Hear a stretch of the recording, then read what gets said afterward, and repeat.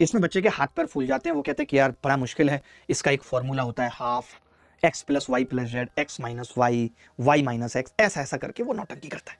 अभी तक कोई भी एक ऐसा बच्चा नहीं है जिसने कोई शॉर्टकट इस सवाल का बताया, लेकिन हम लगा सकते थे, हमने ध्यान नहीं दिया क्योंकि हमने सीखा नहीं है, हमारी वो प्रैक्टिस नहीं।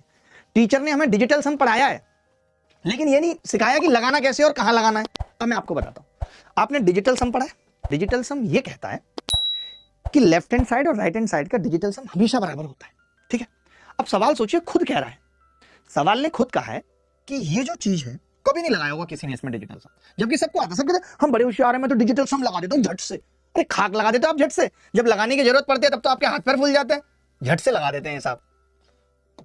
देखिए बहुत आराम आराम से बताऊंगा, थोड़ा सा आराम से, किसी को कोई दिक्कत होगी तो बताना, ठीक है। ये इन्होंने खुद दे रखा है कि ये इसके बराबर, मैंने कहा अच्छी बात है, बराबर है तो कर लेते हैं बराबर, कोई बात नहीं। देखो अब x क्या है, तो आपने कहा 5 और 3 8 और 2 10, इसका डिजिटल सम है 1।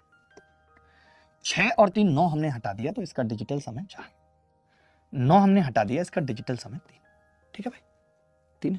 तो आपने कहा x की क्यूब कितनी होगी, तो मैंने कहा 1 प्लस y की क्यूब 4 चौक 16 चौका 64, 64 का मतलब 10, 1 प्लस z, तो आपने कहा 3 तिया 9 तिया 27, 9 से तो कटेगा z की क्यूब, तो 0 आ गया डिजिटल सम। फिर आपने कहा 3 है और 3 यहां भी है, अगर ये 9 से कट जाएगा तो ये भी 0 आ गया बराबर।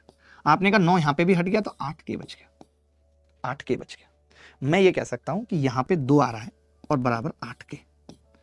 कोरिया का बच्चा बता सकता है कि जी किससे गुणा करें कि 2 आ जाए, तो 8 एकम 8 पे तो नहीं आएगा, 8 दूनी 16 पे भी नहीं आएगा, 8 तिया 24 पे भी नहीं आएगा, 8 चौक 32, 8 पंजे 40, 8 पंजे 40, 8 छिंग 48, 8 सत्ते 56, तो आपने कहा 7 पे आ जाएगा। कि अगर डिजिटल सम 7 होगा तो 8 सत्ते 56, 56 मतलब 11, 11 मतलब 2, 2 डिजिटल सम आ जाएगा, यानी के का डिजिटल सम 7 होगा।